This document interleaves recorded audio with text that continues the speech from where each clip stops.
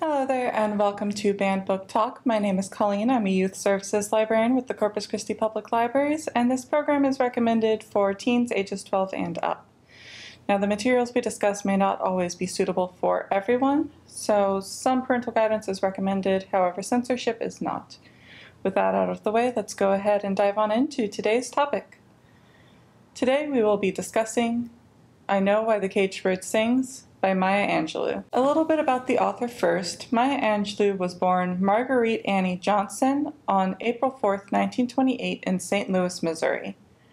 She was nicknamed Maya by her older brother Bailey and spent much of her young life living with her grandmother in Stamps, Arkansas. On May 28, 2014, she passed away in Winston-Salem, North Carolina.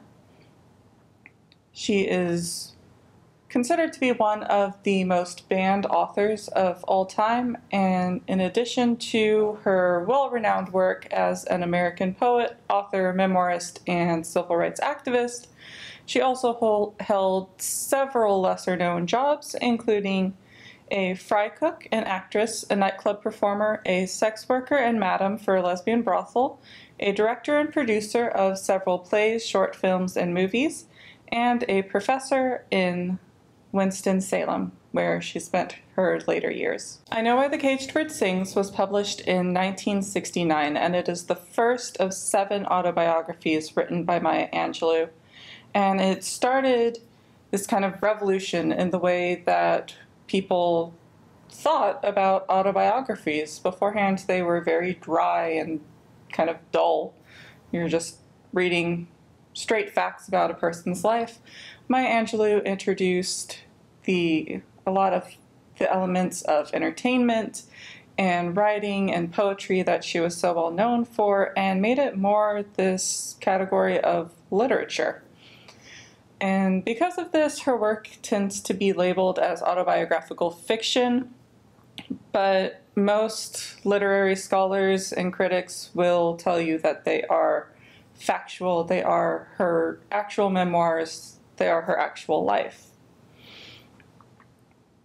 Now, I Know Why the Caged Bird Sings covers her life up until 1944 when she was 17 years old, and it heavily deals with the topics of racism, identity, and trauma, and kind of overcoming those things. It chronicles her transformation from a extremely timid and victimized girl who didn't even speak for 5 years to a strong and dignified young woman who used her voice to speak out against injustices. And Maya Angelou did not pull any punches when it came to addressing her childhood traumas, and that is kind of the main reason why this is one of the most banned books of all time, because a lot of these topics are very sensitive and they're very uncomfortable for people to talk about and tend to kind of shy away from. So things that an author would usually pull back on, maybe write a bit more subtly, she just laid it all out there, and she refused to be ashamed of her past and the things that she did and the things that other people did to her. So let's go ahead and take a look at the ban timeline of I Know Why the Caged Bird Sings. It has been banned about 40 times, according to the records that we have from the American Library Association's Office for Intellectual Freedom. So these are just the challenges and bans that have been filed with them that we absolutely know happened. There's about 40 of them.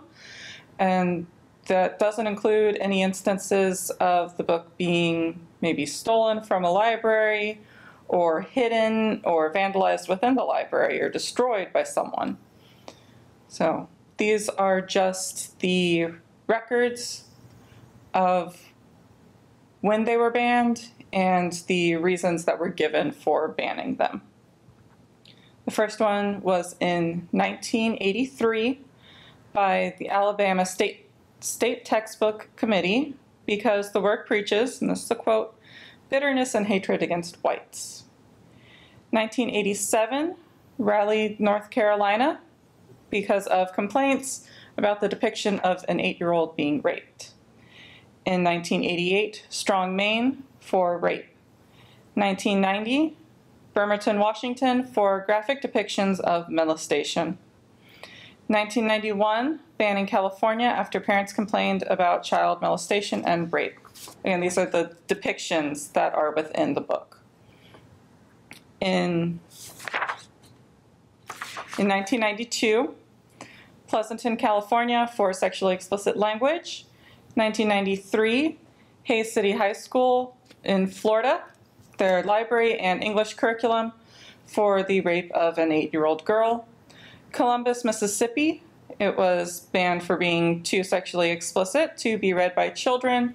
Kind of assume that when they say children, they're generally talking about teenagers with this book. Most of these bans took place in a high school. There's some younger, but mostly we're thinking high school age teenagers when they say children. And it was also banned in Hooks High School in Texas. That one, there was no specific reason given, but I think we can kind of assume where they're coming from. 1994, banned in Castle Rock, Colorado, because it was a lurid tale of sexual perversion. Des Moines, Iowa, after a parent objected to inappropriately explicit sex scenes. Austin, Texas, because the book is, another quote, pornographic and contains profanity and encourages premarital sex and homosexuality. And children were required to get a parent's permission before they could read this book. 1995, it was banned in the Gilbert Unified Schools in Arizona after the parents complained that it didn't represent traditional values. Volusia County schools in Florida, because it was sexually explicit and promotes cohabitation and rape, which no, it does not promote rape. It very candidly talks about it, and it does describe it in the book. However, it is definitely not promoting it. In Caddo Parish, Louisiana, it was banned because of the book's language and objectionable content. However, in this case, the students petitioned and demonstrated, and they were able to get it reinstated in their curriculum. So, big kudos to the 1995 students of Caddo Parish. It was also banned in the Beachville High School in Henderson, Tennessee, and Danforth High School in Wimberley, Texas. Neither of those gave a specific reason. However, again, it can kind of be inferred from this list. Also, Carroll High School in Southlake, Texas, not the one here, where it was deemed as pornographic and full of gross evils.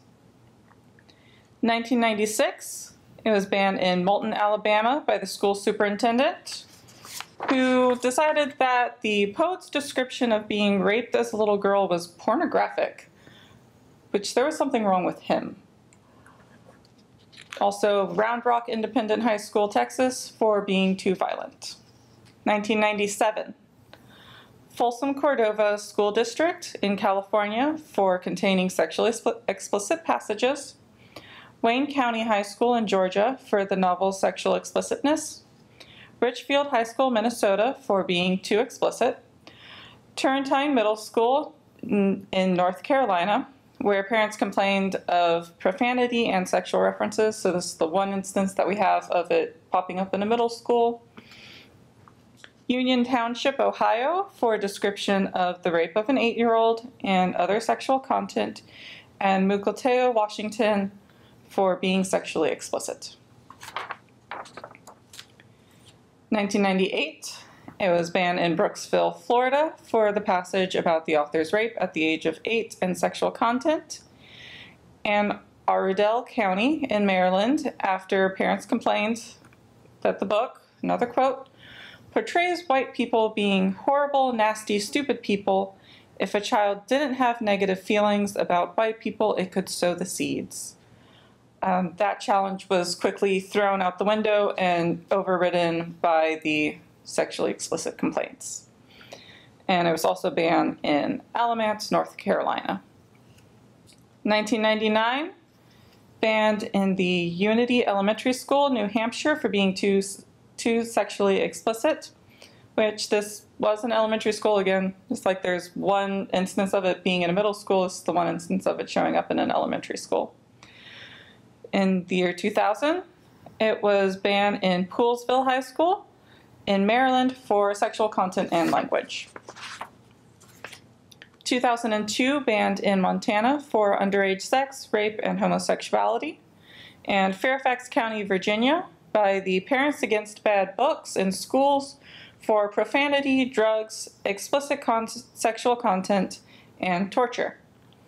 In 2006, in Annapolis, Maryland, it was banned for the rape scene and for being too mature for the age group.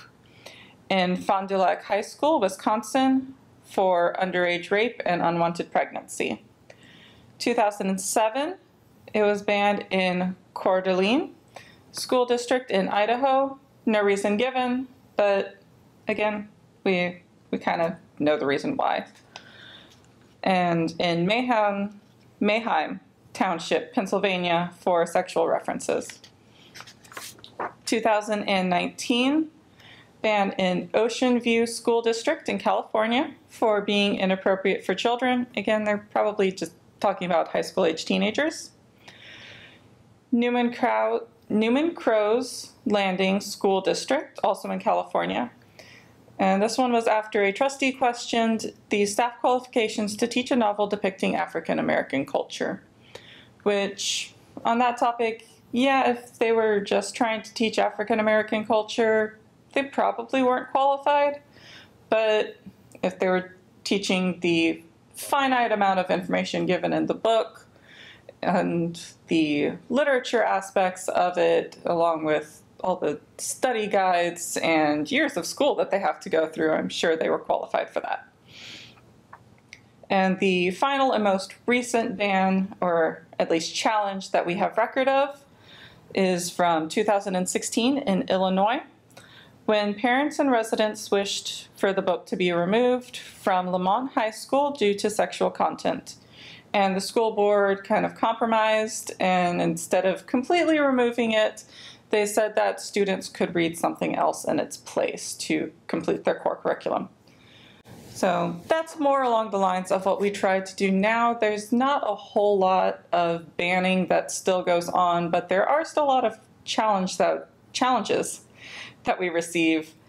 And our job as librarians is usually to try to find a compromise that will make the person challenging it feel like they've been heard, but that doesn't take away access to the material. So what are a couple of things that we can take away from this timeline? Well, we see that a lot of the bans and challenges came from parents and school boards. Most of them had to do with concerns about children, at least anyone 18 and under. So with that in mind, these bans did come from a place of concern and love, probably on the parents' part. The main issue comes from the fact that most of these parents had never read this book. They knew of these passages, they knew of this content, but they took that content out of context, and they didn't have that context, which, as we know, that is extremely important to understanding the story. So that's kind of where the problem lies, when we take that content out of the context and use it against the book without actually knowing the message of the book and what it is trying to convey. Another thing that everyone should definitely keep in mind when they're reading this book is that this is someone's life. This is Maya Angelou's life. Yes, it is written in a very literary way, in a very poetic way, but it's still her life. And if people out there feel that it's inappropriate just to read, imagine how terrible it must have been to actually go through.